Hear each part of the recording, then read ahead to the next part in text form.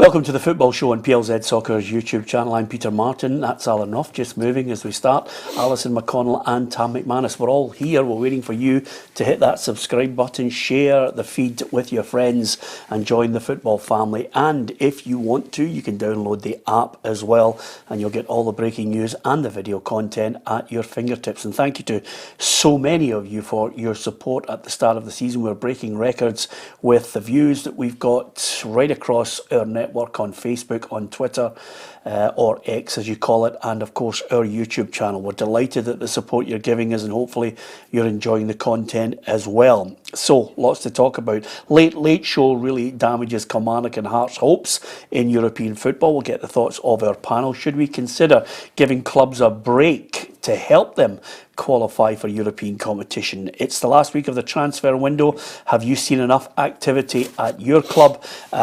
Is Connor Barron ready for a call up to the international squad? Is he good enough? Give us your thoughts. We could get t-shirts printed. Where's Duke? Everybody's dying to know. We'll hear from Jimmy Thelin on that. Gundogan, he has re-signed for Manchester City. You should never go back. That's what the saying goes. But with that in mind, I've come up with a top 10 of players who should have never gone back to their clubs. So as you can see, Ali's absolutely delighted at that. She just hasn't told her face yet. So there we have it. That's what we're going to talk about. Let's start first of all. Copenhagen 2, Kilmarnock 0. Derek McInnes, this is what he had to say on, of course, the overall result. He wasn't happy with it. A horrendous refereeing decision. Really nice of the league, he says, to maybe even think about us being still in Europe and giving us Aberdeen away. It's quicker to get to Denmark than it is to Aberdeen. A 4-hour journey, but such is life. I think while the game is still in the balance for next Thursday, we want to try and make it a special night at Rugby Park. But he did go on to say a horrendous refereeing decision in that match. By and large, he says, we felt okay until the referee gets involved. Ruffy, what's your take on it? Well, obviously we watched it a couple of times. I think, unfortunately, I don't think it's an intentional foul. I think the two of them have went for the ball. I think, unfortunately, the Kilmarnock boy has kicked the back of Elanussi's leg. I don't think it stopped him from scoring a goal or anything. It was just a collision between the two of them, but they've had a look at it and they've analysed it, and I think that's why they've given the penalties, because there's contact in the back of his leg. Did you think it was a penalty? I thought it was a soft one, but yeah, it was a penalty. If it was up the other end, I'm sure Derek McInnes would be screaming for a penalty. Ali? I thought it was harsh.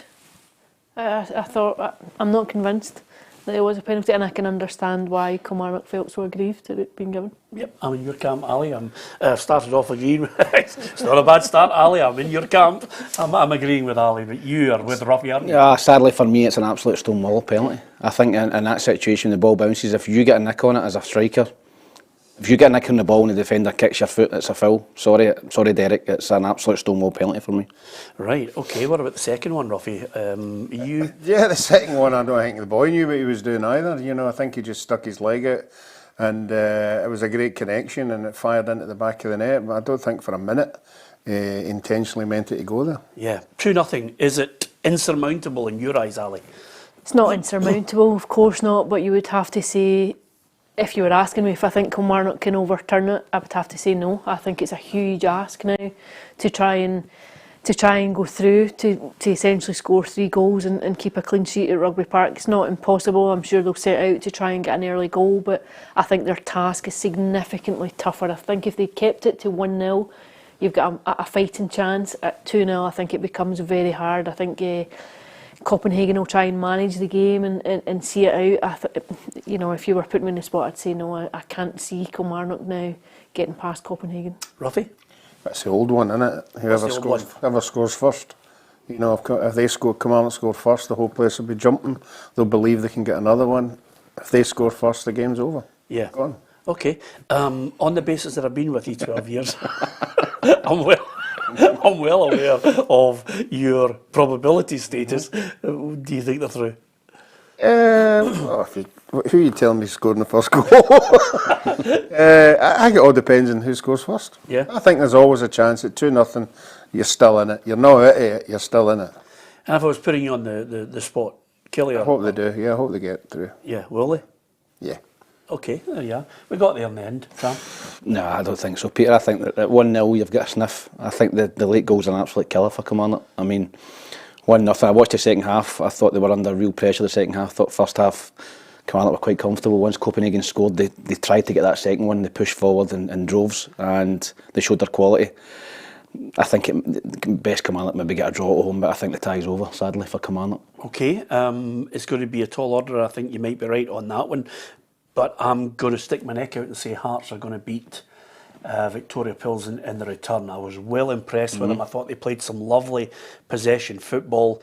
The keeper, Craig Gordon, I mean, bloody hell, rough. He's 41. He produced 2 brilliant saves in the game. He was brilliant. Yeah, very instinctive saves. You know, you could show the experience that he had to get his body in the line, particularly the one with his foot. He narrowed the angle and got it right, and he's good at making these saves, and that's what he's done most of his career. You know, he's made big saves that makes him a top keeper. Yeah, absolutely magnificent. And again, I hate to say this, you know, but there's 2 chances for Lawrence Shanklin.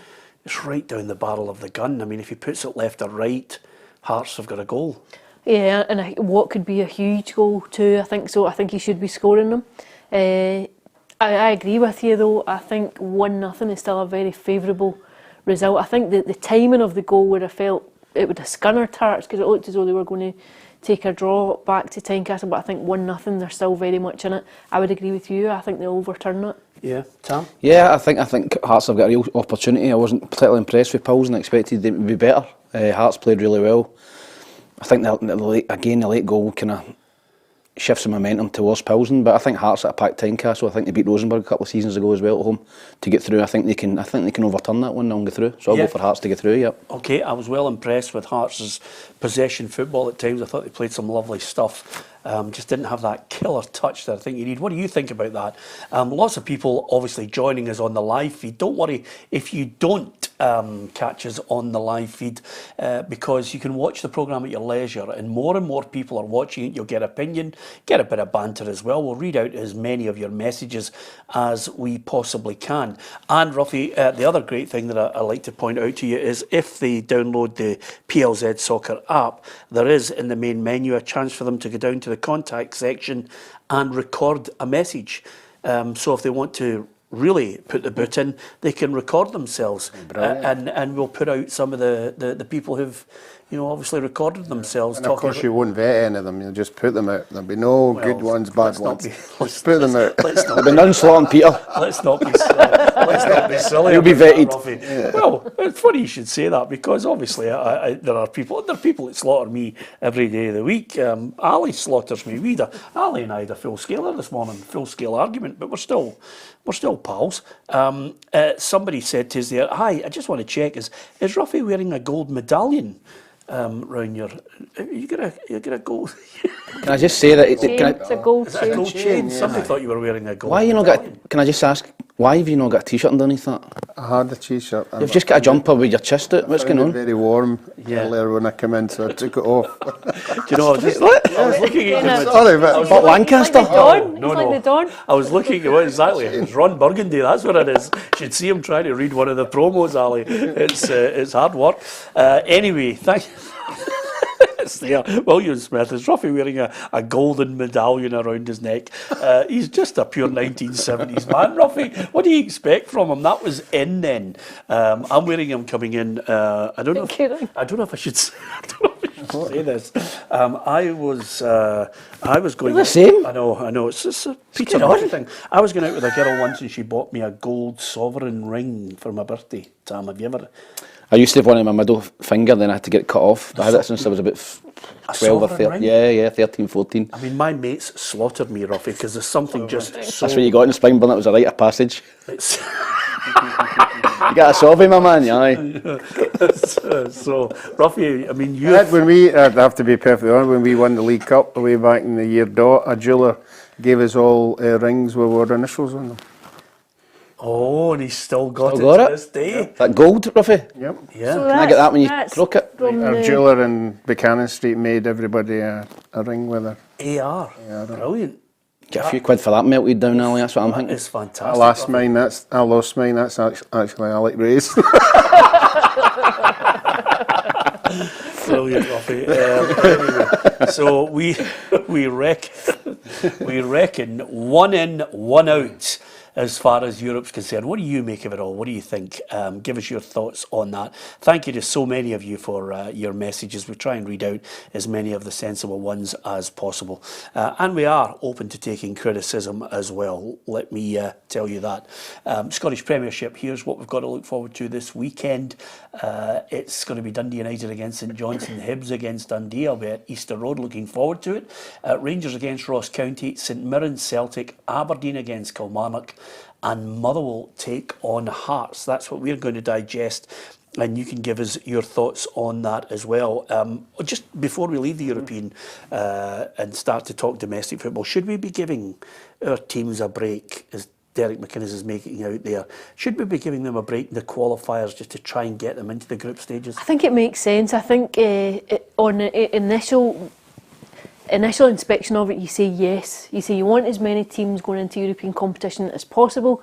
You want to have teams competing in that arena. It raises the standard of the league. It gives finance to clubs who are able to attract a better player. You see all the arguments for it. However, what I would say is when you put that into practice across the course of a campaign, you can see that obviously it would raise headaches too. If every club who goes into group stage competition is then asking for deferments of games, you think at what point can you manage to fulfil the calendar across the course of the campaign? So you can see the logistics of it, and if you do it for one club, and for example you let Kilmarnock and you let St Mirren and you let Hearts delay games, and then for example Celtic go into the group stages of the Champions League, and you maybe have a Rangers game coming up in the back of it and you ask to defer a tie, and it can create a full can of worms, I think. But in terms of just if you wanted to draw a line in the sand and say just for qualification matches, when it's early in the season and you've got ample time then to reschedule games, I would say yes. I say yes, you? Yeah, 100%. I think he's right. I think you look at clubs all over Europe. You know, Dutch league. I think the rest. I think the Czech. I think the Plzeň, didn't have a game at the weekend either. So they're trying to help their clubs get into Europe, and that's always benefits everybody else. With the coefficient and stuff. So 100%. I think Derek's bang on there. Yeah. Okay. Ruffy, what do you make of this situation we have? We're into the final week of the transfer window. There's going to be a hell of a lot of business needs to be done from some managers just to tweak their squad to get it ready. Some people have demands of trying to look at the domestic situation and then marry that with European football as well. Yeah, well, the managers have had long enough to assess the squad. Some of them will be happy. I wouldn't think Dundee would have any problems about rushing anybody through with the start they've had. I think St Mirren and Kilmarnock will be a wee bit more wary now when they're playing the two games, that their squads aren't capable enough of doing that. And every club will have their own idea. Every manager will have an own idea what he's got. But the bottom line is money. I don't think a lot of our clubs have got enough money. So any players I think will be coming into our clubs will all be in loan. All of them? Well, all of them. Obviously, Celtic have got money to splash. Yeah. I can't see the likes of St Mirren, Kilmarnock, these kind of teams throwing money about. Okay, Rangers take on Ross County. I think there's a wee bit of good news coming towards the Rangers fans with regards to the return to Ibrox. We'll find out now from our reporter Patrick Mullen. Rangers are preparing to take on Ross County tomorrow in what could be their last home league game at the National Stadium. Renovations look set to be completed at Ibrox Stadium, and while Philippe Clement didn't give anything away, he said there is a possibility this could be their last chance at Hampden Stadium. Nothing can be confirmed until it's sure, but people are working really hard to make it as fast as possible. So there's a possibility in that way, but not certainty. There's just a week to go until the transfer window closes, and while Philippe Clement says he is confident the club can get business done, he insists outgoings will have to be the priority before any new incomings. Yeah, I'm confident because I believe in the club, I believe in the recruitment, and I believe we can do the right things. We need to do a lot of things, so I know that in one transfer period it will be impossible to do everything that we want to do as a club, that we know. But I think a lot of good things already are done, but we need still to do several things this week. That's clear for everybody in the building. It's Rangers versus Ross County at Hampden Stadium tomorrow afternoon. Kick-off is at 3 p.m. and PLZ Soccer will be there live, keeping you up to date. Yeah, I think, there's some suggestion that it might be the last time they'll be playing at Hampden.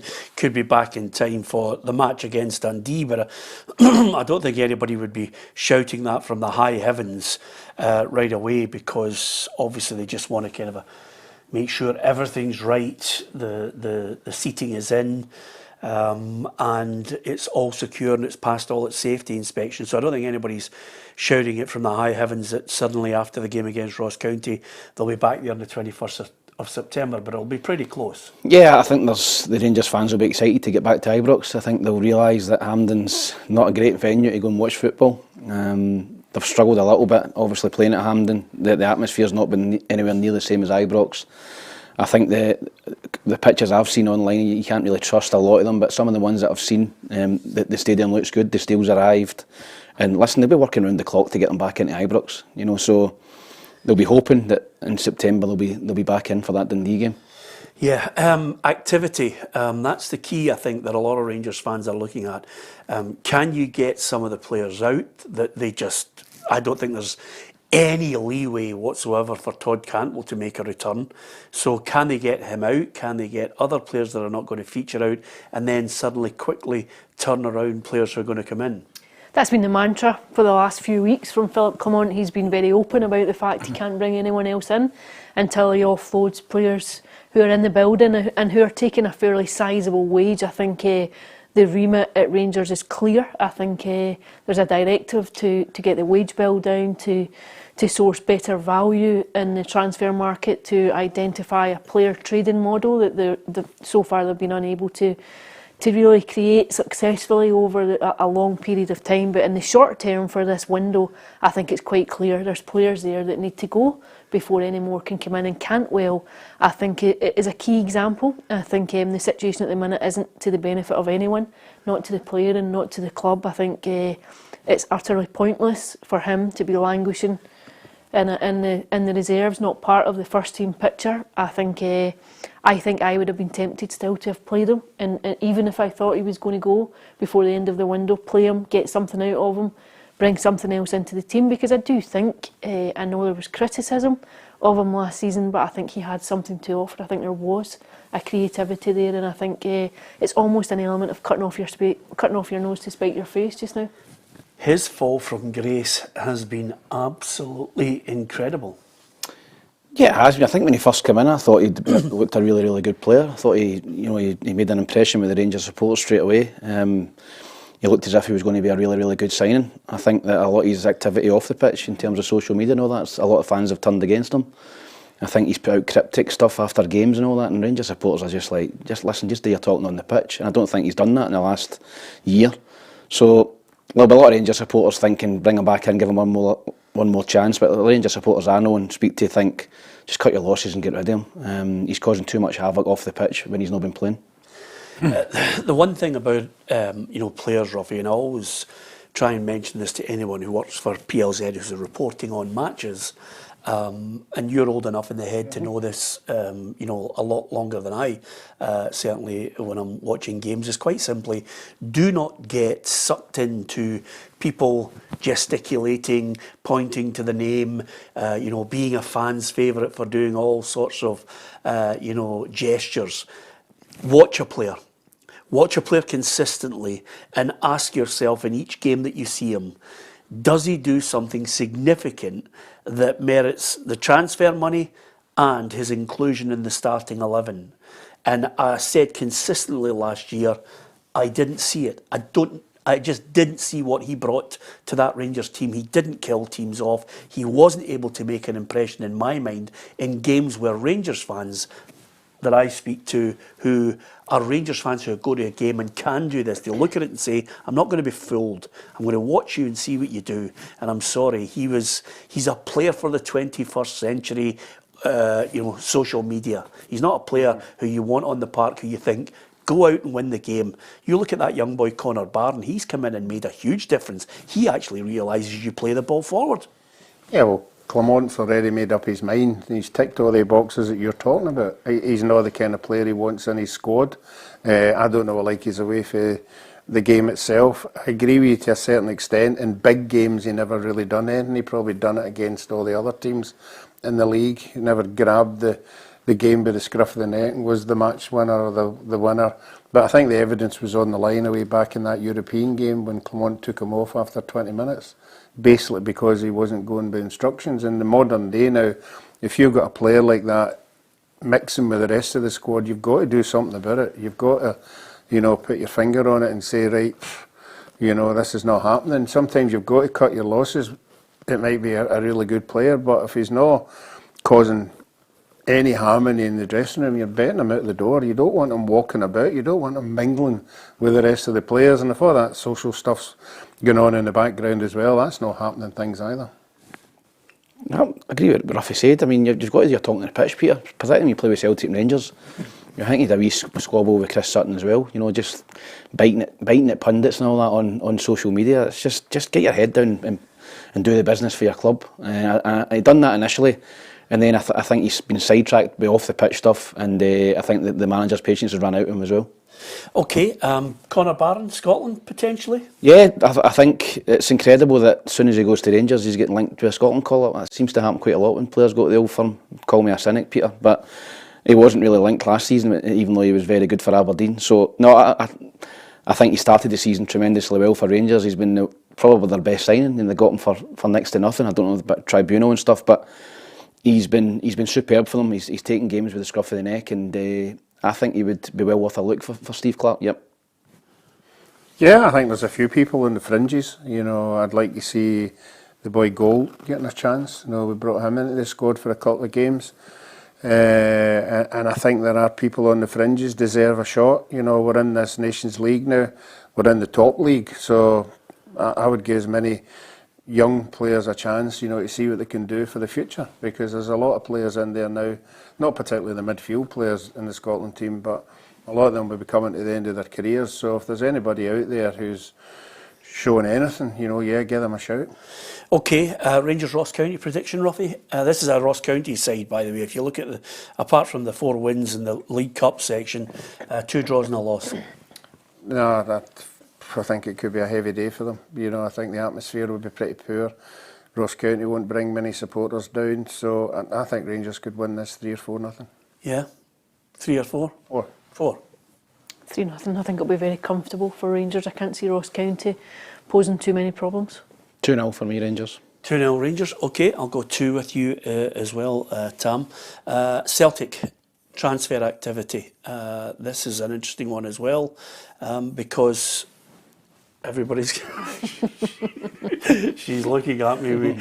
As you can tell, we had a full scaler this morning in the office. So Ali and I totally and utterly disagree on Celtic's transfer policy. So let's cut to the chase, Ruffy. I did say to you at the start of the season, watch this space.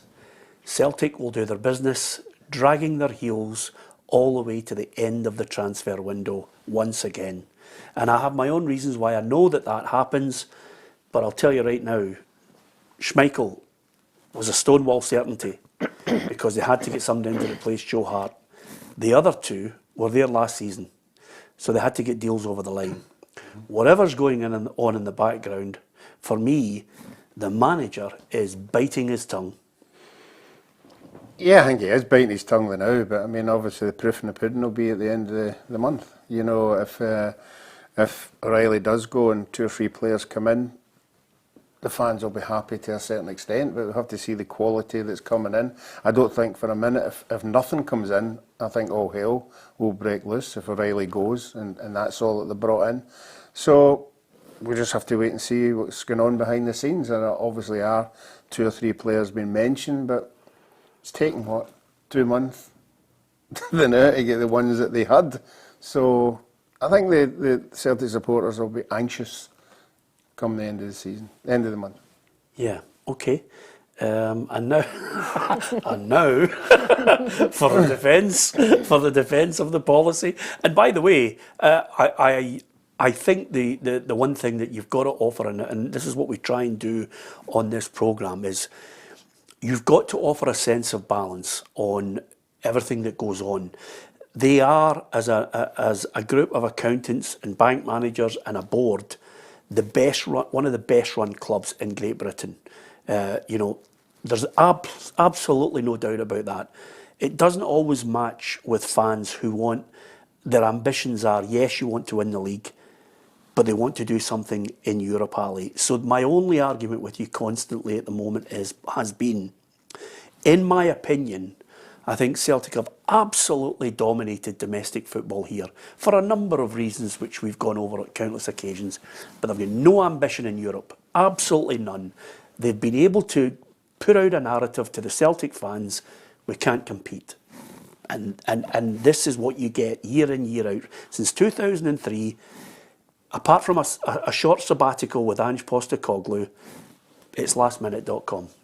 Now, it was also lastminute.com with Ange at points too. People forget, as I pointed out to you this morning, there were players who came in the last 48 hours of Ange's first window.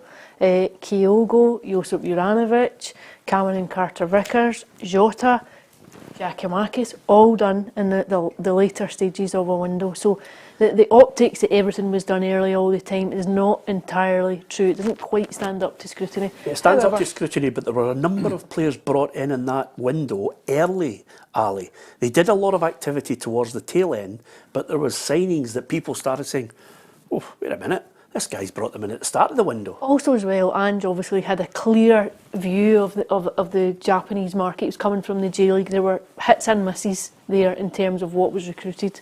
With Kyogo in Rio Hatate, the very obvious hits. Matarelli, obviously, him and Hatate coming in the January window. But I think Celtic fans are right to be frustrated. I think you can understand the frustration. I think you can hear the hint of frustration, and probably more than a hint from Brendan Rodgers in press conferences. I think last Friday, I think he pretty much said it without quite coming out and saying it. Again today, you hear the same message. We want quality, we want players coming in. They've got a week to do it. What I think there is probably a very quiet sense of apprehension within Celtic. I think they have resources, they have financial resources to bring players in. I think there's probably been a frustration at not getting what they want in. We know, we've discussed this already, 3 players that we know that have had alternative options and gone elsewhere. I think there's a much bigger conversation to be had at some point about the structure of the recruitment side of things at the club. I think you could make a compelling argument for, say, it has to be a much more modern entity. But I still think they will get a couple over the line. I think supporters are right to expect that to happen. I think the time to judge is when the window closes. They've got a budget that can sink the Titanic, and I've yet to meet a Celtic fan who thinks, listen, start going out there and signing £10 million players. They are listening to a manager. They're listening to a manager. They're not listening to us suddenly put down the template. They're listening to their managers every word. And he said weeks ago he wanted 3 or 4. He said he wanted 3 in the January transfer window. The year when he dropped in, he would like to get players in. We know he wanted 3 or 4 then, so he hasn't been able to get what he's looking for. He doesn't want 10 £2 million players. He said that. He wants 3 quality. So we're now heading to the end of that window. And by the way, when it hits the end of the window, there's a Champions League draw to take place, and then it's September. And then they will be judged. I think there's still a week to go, Peter. I think if we're having this conversation, next Friday and they've still not signed anybody, then you're thinking, yeah, I mean, you're really, the Celtic fans are going to be going mental. But I think there's still a week to go, Peter, and I agree with Ali. I think Celtic will bring 2 or 3 players in of quality. I think it takes time to get them over the line. I think clubs reluctant to let players go until they've got quality in.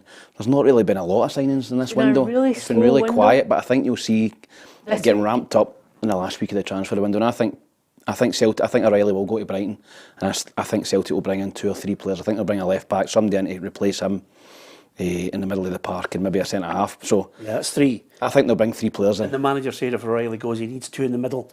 Are you listening to what the manager says? Yep. Yeah. Listen, I think they'll get them in, Peter. Yeah. I think they'll get them in. I think you've just got to be patient. He only needs 3.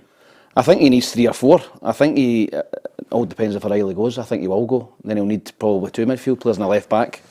Okay, I disagree with you. I think he needs... The point is he's got 3 in 2 months. So you're saying he's going to get 4 in a week? I think he'll get 3 in a week, yep. A centre back, a left back. Centre he wants forward. 2 midfielders and he needs a centre forward. But the thing about How many's that, Ruffy? He'll only take a centre forward The if thing about it is, Kyogo 2 goes. months ago, when the season started, they've probably had a board meeting, and Brendan Rodgers has been at that board meeting, and he's put a bit of paper on the table and said, they're the players I want. So if their players don't come in, he's definitely going to have something to say about it. Because I don't think it's his fault. Yeah. How many do you think he needs? I'd say 5. So would I. I would say 5. I don't think he needs another striker if Kyogo's still What there. do you need that 5? Kyogo's shoulder goes out. But he's In the used Champions League. Maida can play through the middle as And well. he's been playing with that shoulder injury So for you're years. asking them, He's carried you're that. asking, his shoulder goes, and you're saying, well, Maida will play through the centre. Just put up with it. Or either. Or either. Aye. Yeah, okay. I think it all Good opinion. depends on the Celtic supporters' expectations. Are you quite happy winning a double or a treble and failing in Europe, or do you want to do well in Europe? Yeah, okay. That's the point. It's a good point, Ruffy. Let's throw it out there and see what everybody thinks. They're playing St Mirren. Stephen Robinson hopes they sell a few players. Hopefully, yes. Hopefully, yes. I believe Kyogo and O'Reilly, that'd be great. But they certainly won't be replaced by bad players. They'll have top quality players come in their place. So no matter what side they put out, it'll obviously be a tough task for us no matter what. And we have to be right at the very top of our game and right at the very top of mentally believing that we can get a result. This is what Brendan Rodgers had to say, by the way, on the whole window. I don't think it should be. I don't think it should be reliant on players going out. We're virtually running at the same as where we were last season. If our idea is to improve, we'll hopefully be active in the market this week. That's how it's looking as far as Celtic are concerned. They're playing St Mirren. St Mirren have had a tough week. It's been a... Yeah, they've early on in the season, you know, they haven't hit the heights as what they hit last year. You know, obviously the European games are having an effect. I think the only way they'll get something out of this game if they bully Celtic. You know, if they really get about them. Tam's seen them a couple of times. They've got big players. They can muscle them at free kicks, corners, that kind of thing. But I still think that last year, when St Mirren were doing particularly well against Celtic in certain games, they were on a high. I don't think they're on a high going into this game. I think Celtic, not on a high, but they're winning quite comfortably. So I think Celtic will win this in the end of the day. Okay, what's 2-0. 2-0. Yeah, I think Celtic will be too strong. 3-0. 3-1 for me, Celtic. Okay, I'll go 2-1, Tam. Okay, give us your thoughts on that transfer window. We're going to be talking Aberdeen. There's a big question up in Aberdeen. It's called, where is Duke? We could print T-shirts on this. It's the big mystery. Jimmy Thelin's going to talk about it after the headlines. Hi there, I'm Kerry and here is your daily news update on Friday the 23rd of August, brought to you by Arnold Clark. Stephen Robinson makes no excuses for his side not advancing in the Premier Sports Cup due to being involved in Europe. It's taken its toll injury-wise, you know, that we can't deny. We practically had our whole midfield out on Sunday against Dundee United. We have picked up knocks and bruises, but it's not a complaint because we all wanted this. We all, you know, worked so hard for it last year. And St Mirren's latest signing, Philippe, looks to right some wrongs from last season, where he spent a season on loan at Aberdeen against this weekend's opponents. Yeah, it was tough. It's probably the worst I've probably ever felt on a football pitch, but the type of person I am, it's like you're sore in the morning, but after that you can't really dwell on stuff like that. I think that's the best way, is just to get up and move on. And finally, Rangers have applied to Glasgow City Council in order for a demountable safety netting system for high-risk fixtures to be put in place as the club look to welcome back Celtic fans for derbies. For all the latest breaking headlines, we'll be keeping you up to date across all of our social media platforms, so please don't forget to download our app and subscribe to PLZ Soccer's YouTube channel. I can't wait to see that net, Ruffy, in the first Rangers Celtic game at Ibrox. Can you?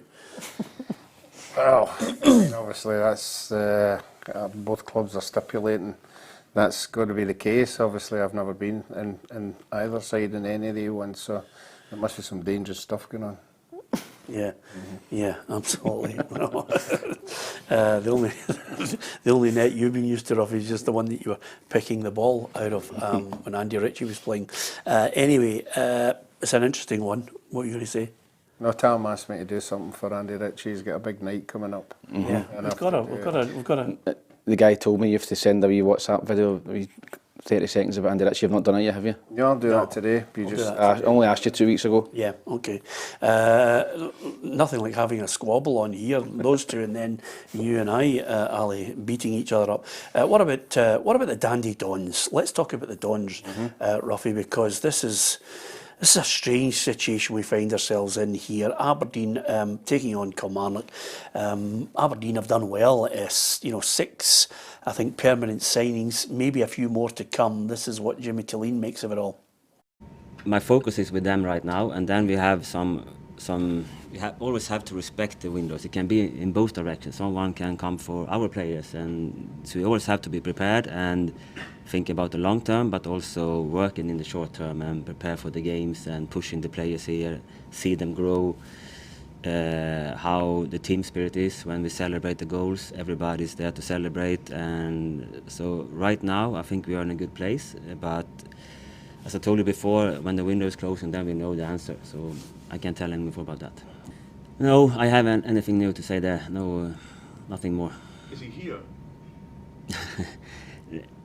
He's not here. Yeah. Yeah, the search goes on. It's where is Duke? Cape Verde. Cape. Yeah, that's where it's come from, yeah. Yeah, you think he's back home? Oh, I would think so. It's a lovely place. I'd be there as well.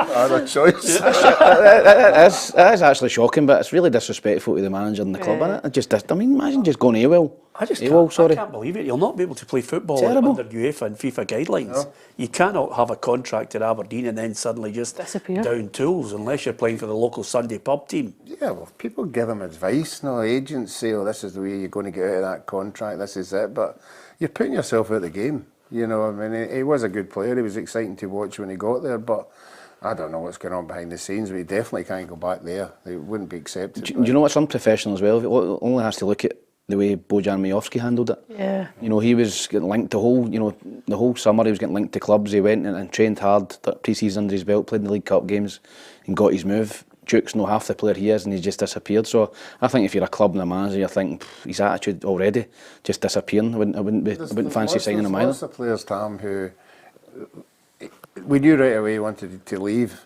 And there's obviously a bid coming for him, and Aberdeen have said, no, you're not getting it. So he's threw the dummy out the pram and he's just off skiing. There's players like that, you know, who say, well, I'm not getting my way, so I'm just leaving. I'm trying to think. It's the wrong way. It's the wrong way to think. There is a player in the past, I think, who downed tools and just disappeared. I can't remember who it was. Mark Viduka was a good one. Mark Viduka was a good one, but, you know, because you just you just wonder. It's disrespectful. I agree with you, Tam. It's disrespectful to the club, but it's going to get resolved sooner or later. The one thing that's not bothering anybody up in Aberdeen is, well, Duke's not there. Let's crack on. 7 wins out of 7. The boy that he brought in, Zivert Nielsen, he's been a sensation in the middle with Shinnie. What do you call it? Yeah, Shinnie, Graham Shinnie. Yeah, I mean, I don't want to knock anything they've done. You got to win out and win games. You win them. You go on a run. Fantastic. I don't think at this moment in time they've been tested at all. They haven't played Rangers, they haven't played Celtic. Correct me if I'm wrong, they've not played Hibs or Hearts either, have they? They've been fortunate in 2 games as well. They've played two teams right after Europe. St Mirren and Kilmarnock. Hang fire. They've won 7 out of 7 here, by the way. You want to read out who they beat? No. Well, I will put it into perspective, but can I just say this to you? This is a team famous for sacking managers over the last 2 or 3 years. You know, they've gone nowhere. They were bottom end of the table. Aberdeen shouldn't be in the bottom 6. No. I know it's an improvement this year, but I don't think we can judge how well they've improved until they play the teams that I've just mentioned there just now. Yeah, Queen of South, Kilbride, Airdrie, Dumbarton, St Johnstone, St Mirren, Queen's Park. Kilmarnock, Ross County, Motherwell, Spartans, and Dundee before they play Hearts. Yeah. I don't know who arranged their fixtures. Dave Cormack. Plus they've played St Mirren after Europe and they've got to play Kilmarnock after Europe. So everything's just fell into place for the Dandy Dons. Yeah, sorry. but Still got to win your games. It's Still got to win your interesting games. though that it can set a tone just early off. It is. It's a tone for Confidence. the season. this is a team who've been losing games at the start of last season. You know, and you know, once Tam's mates have gone in, they've just absolutely killed them. But you're now in a situation where he just wanted to get in and hit the ground running. I agree with you. By the way, if you look at it, you're right, Tam. They're playing Kilmarnock. They're playing Kilmarnock after Europe. Ross County, Motherwell, and Spartans. They actually could have, and Dundee. They could have 11 or 12 wins back to back. The whole town going mental. An open top bus. A big thing at the P&J. They welcome the team in, 12 wins on the trot. But nevertheless, Ruffy, they've won, gathers momentum. Will be happy. The flags will be out. I've never seen so many flags in my life at Aberdeen behind the goal. These big, enormous things. See, if I had a season ticket there, I'd seriously think about moving, would you? I think it's bang out of order. Dave Cormack looking for 9 o'clock kickoffs for the St Mirren and the Kilmarnock game. It's in the morning. Listen, you're right. Momentum goes a long way, but I'll tell you one thing he's generated quickly, Ali, is a feel-good factor about it all. Yeah, that's what I mean. I think it just sets a very early tone. I think it just puts a bit of confidence, a bit of belief straight into the squad. I think you can see Aberdeen fans are delighted. You can sense the optimism around the club and the expectation of them going and challenging for third place. I still think it's fairly early days. I think when you have a look at who they've played and what's still to come, I still think it's very early to make a judgment. However, what you would say is it's exactly what you would have wanted, to put in place a manager, win games, bank points, and just find a confidence and a stability within a club that's lacked that. Good point. And by the way, can I just say to you, when we talk about it, you always mention this about, you don't, I mean, I do read out people who absolutely give it to me in the neck, but we get belted on Twitter this week. Did you see it? No. Well, there's Aberdeen fans have reposted when we said we can't believe they never gave Neil Lennon or Malky Mackay or somebody else the job, and they are absolutely... does. Well, this is my point. I mean, they've not played anybody yet. Well, this is the battering us, but... I'm going to read out something from people who are Aberdeen fans, some who might not be, but they're very positive. Studs says the Northern Lights are shining, Aberdeen for second place. There's a shout. Kenny Merchant, who's in LA, Ruffy, a little bit of a sensible approach here. He says we're still a work in progress, which I think is a sensible way to look at it. The Flying Haggis says the football team is the business. He's talking about Celtic. Sorry, I just read one out. I shouldn't have. And obviously, quite a lot of people have said on our feed, Aberdeen will finish second. I'm not so sure about that. Thomas Lyon says Aberdeen will finish second this year behind Celtic. I think it's too early, Peter. I think it's far too early. It's not too early. We've got broadcasters saying sack him, back him, with managers and players in the last couple. But they've got a real chance to build a lot of momentum before they come into. I think there's a 3 or 4 game spell where they've got Celtic, Rangers, and I think Hearts. So they're going to come into tougher fixtures, but they've got great opportunity, as you said. They read the fixtures out, to be up near the top of the league before they play those games. Yeah, Aberdeen, Kilmarnock. 2-0 to Aberdeen. I think they're getting Kilmarnock at a perfect time, in between 2 tough games with Copenhagen. 2-0 to Aberdeen. Ruffy? Aberdeen just 2-1. 2-1. Yeah, I'm going to go with that, Ruffy. What about yourself, Ali? 2-0 Aberdeen. 2-0 Aberdeen. Okay. I think it's a lot to ask of Kilmarnock coming on the back of Copenhagen. A pretty tough night for them, then all the travelling coming back and then heading up north. Yeah, just so you can take the heat off Tam and myself, when do you think that Aberdeen bubble will burst? Well, I think the proof will be in the pudding when they start to come up against top 6 opposition, when they're playing teams that are going to be there and thereabout. I think realistically they should be looking to push for third place, so when they come up against Hearts, you'll get an indication of where they are. Celtic, Rangers, Hibs, obviously. Here's a point I'm going to make to you, Ali, which is the key part for us on this programme. Do you remember the Ronnie Dyler years, Ruffy? Mm-hmm. And at that point, Aberdeen were top of the league. Yeah, could have won. Top of the league, right? And then they hit October. Mm-hmm. And they hit October in one of the Ronnie Dyler years. And Ronnie Dyler, for me, was a hopeless Celtic manager, and many of the team who played for him thought he was hopeless. So, but still, Derek McInnes hit the top. Look at Ali's face, waiting to see what I'm going to say. But Derek McInnes' team hit the top of the table in October. They never won a game, and they were gone. Here's Aberdeen in October, Ruffy, and this is going to be the making or breaking of them. On the 5th of October, it's Aberdeen versus Hearts. Then they go to Celtic Park on the 19th. Then they've got Dundee United. Then they've got Rangers. And then they've got Hibs on the 2nd of November. October. We'll judge Jimmy Thellin's team. Is that fair? Yes. Yep, absolutely. Happy with that? Okay, we'll look at it then. Yep, so we think the Dandy Dons are going to win that one. So how are Motherwell going to work out against Hearts? Is there an advantage there for them at home? I think there is. I think, again, Hearts coming off a pretty tough night. Also with one eye on the return leg on Thursday night. I think it might be a draw. I'm going to go for one each. I think it depends what team he puts out, obviously. For God's sake, No, he tampered with the team against Falkirk last week. Yeah. He left 5 or 6 his first team out and just saw what happened. He put the 5 or 6 back in the other night and they played well. If he goes out and drops that 5 or 6 again, I think Motherwell will be good enough to get a draw. There's not a catch chance in hell, I think, of him dropping anybody now. I think he needs to play He's strongest got a team. big He's on. game. He's needs to play. They've not won a game yet, Hearts. Yeah, but they've got that game coming up. You know, what you're I think talking he'll about play here? strongest One team. game or what, 3 million in the next You've round? got to play your strongest team, Ruffy.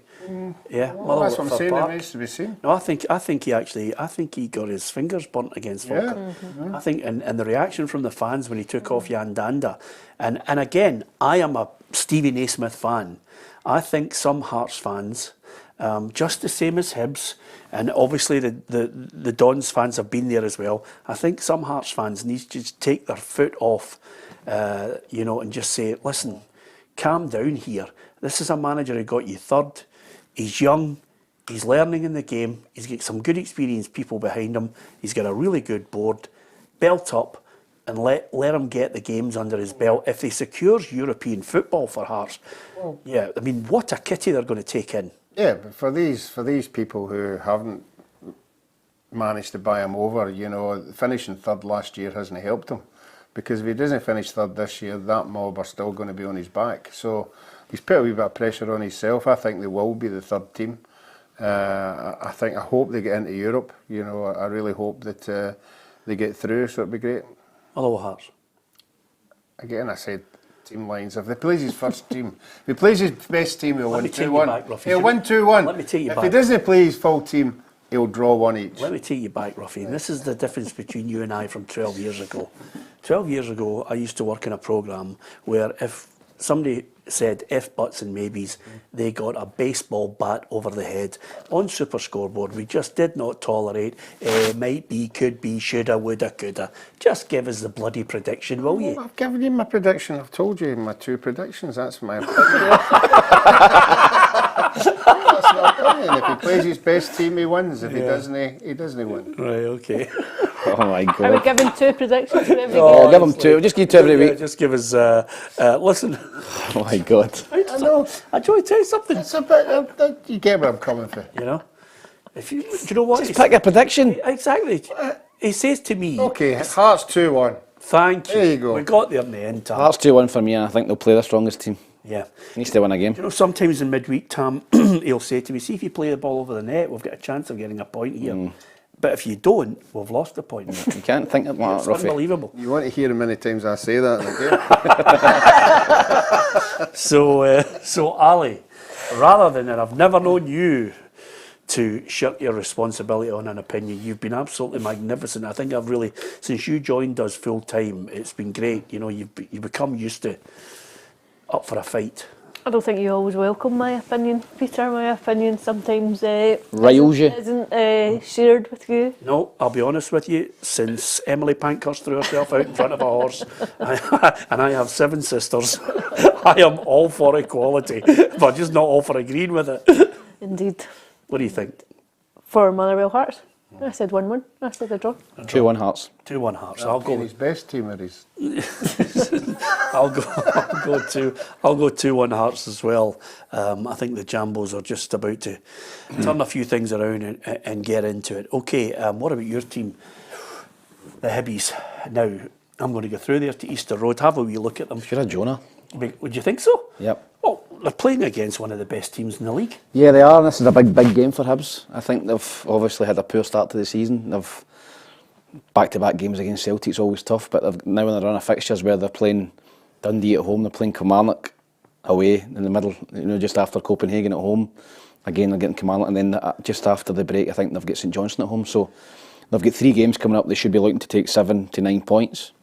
If they do that, then they're off David Gray's back. They'll start believing in him and believing in the squad and the team. If they don't, then the questions will keep getting asked. So, huge game. I think Dundee will be round about the top 6 again this season. They've been really impressed. They've scored a lot of goals. They've got a lot of younger players in their team. They've got legs. They've got Simon Murray up front, puts you under pressure.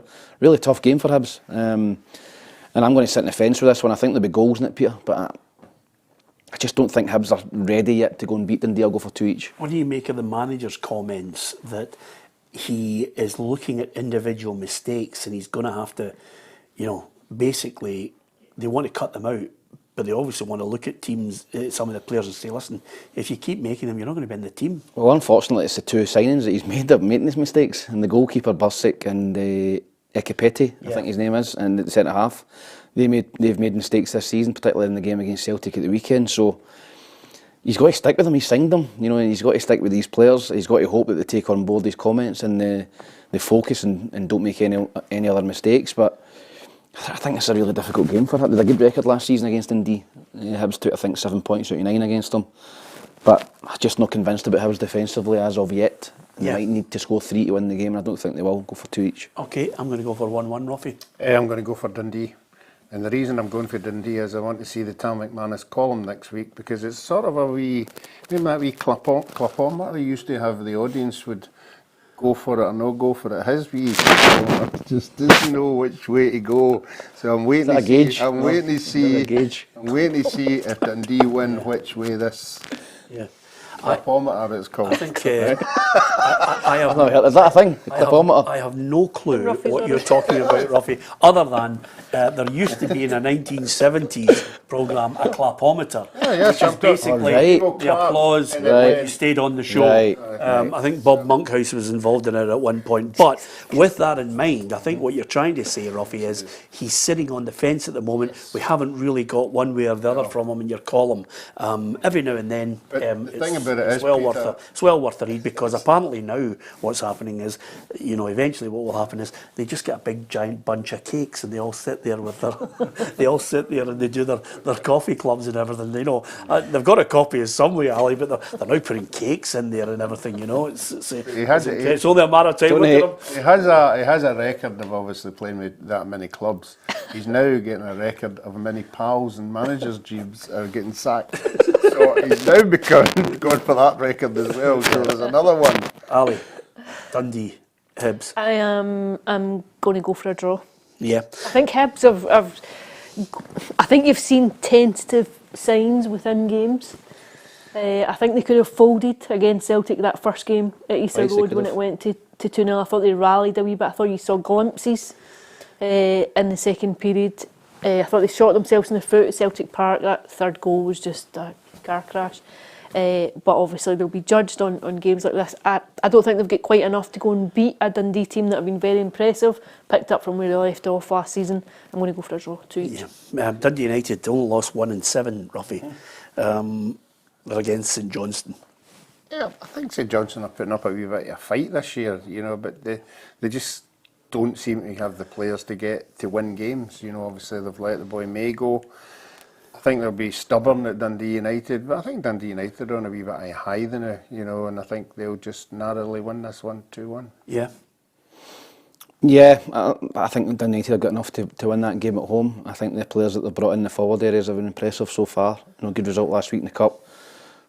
Decent start to the season, Dundee United. With 2 draws, I think they'll win this game 2-1 as well. Okay, Dundee United 2-0. 2-1. Okay, English Premier League fixtures. Here's how it looks down south.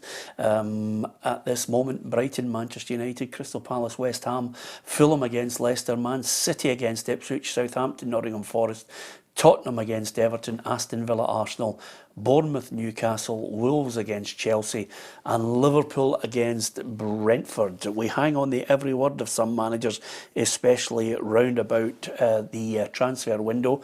And as Brendan Rodgers mentioned, everybody expects, a full bus of players to be heading out of Celtic Park. They're getting a few out. The big fear is when Kyogo is linked with Manchester City, but this is what Pep Guardiola had to say on transfers. No, I don't think so, but what I said before, so I don't know what's going to happen at the end of the market. Maybe happen something in terms of injuries, or hopefully not. In terms of, I don't know, the market provided something expected that financially is good for us, or for the tactical wise as well. So right now, I don't think so, but Pubes.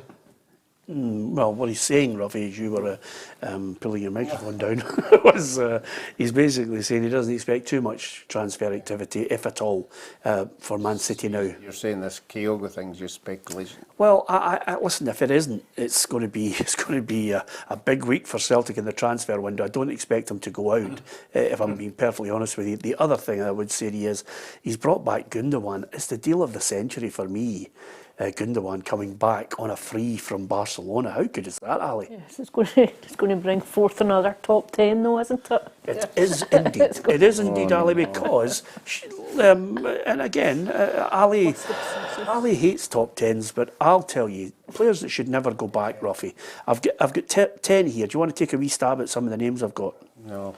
Players that have played for a club and have gone back, right? So, Ronaldo went back to Manchester United, didn't quite work out, although from my point of view, in the first season he scored 28 goals for Man United. I don't know what more he had to do in a duff team. Okay. But he went back. I'll tell you another person who went back is an old friend of ours.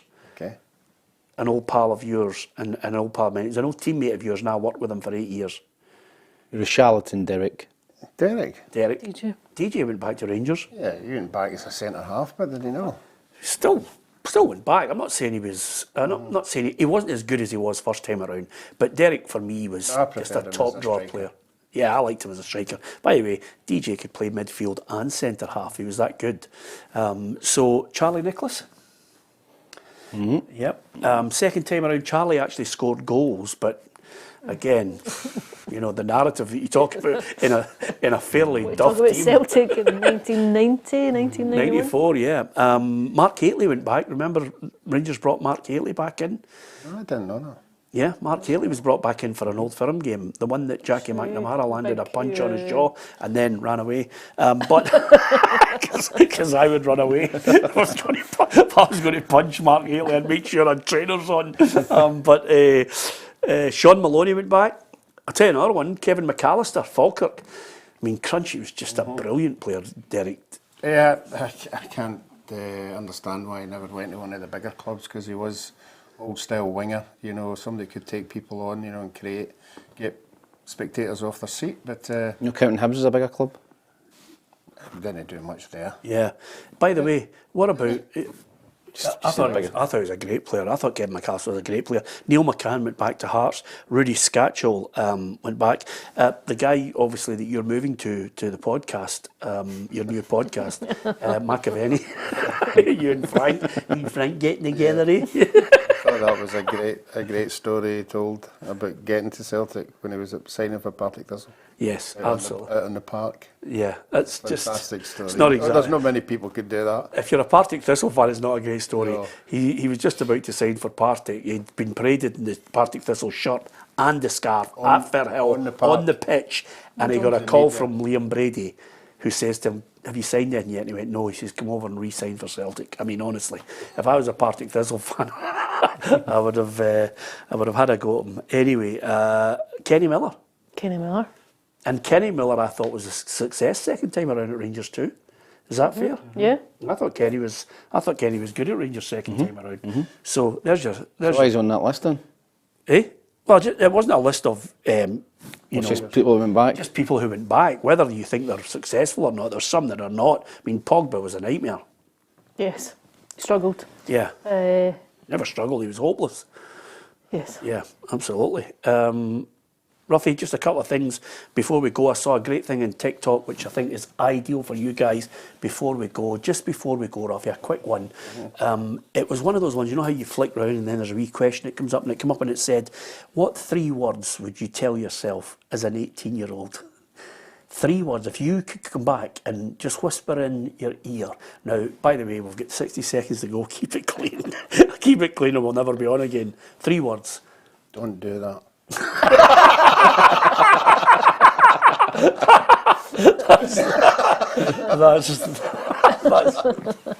that's I'll not even bother going anywhere else. That is brilliant, isn't it? 3. Must work harder. Tam, I could not think of 3 better words for yourself. Yeah. You'd still say that now. Yeah. Working harder now than I did back then. Yeah, absolutely. Mine's would be, mine's, I just thought mine's Ali, and I know you're going to agree with me. Shut your mouth. Ali, have you got 3? Don't drink that. Ali, that is absolutely brilliant. Anyway, listen, enjoy your football at the weekend. Get out there and support the Scottish Premiership if you can, the Championship, League 1 and League 2. And by the way, you know, great that the SWPL, I know we have the Women's Football Show, the figures, more and more people are starting to get out there and go and watch the women's game as well, Ali. Yeah, the numbers per games have gone up. Percentages seem to be rising season on season. I think it augurs well. There's a lot of work still to be done. I think clubs would be the first to say that. The league bosses would be the first to see it. But I think the more exposure it gets, the better chance it's got of attracting people in. Absolutely. We've got the Women's Football Show, we've got Straight Talk coming back, we've got the journos, and Monday, Wednesday and Friday we've got the Football Show, as well as one-to-one interviews and our reporters going right across the football, going to the matches, getting manager and player reactions. You get opinion, you get a bit of banter and humour, and of course you can join in with us as well. Hit the subscribe button on PLZ Soccer's YouTube channel. We'd love your support and we really do appreciate it. And if you want the breaking news at your fingertips and all that video content, you can download the app as well. From Tam, Ruffy, Alison and myself, Peter Martin, thank you for watching and listening.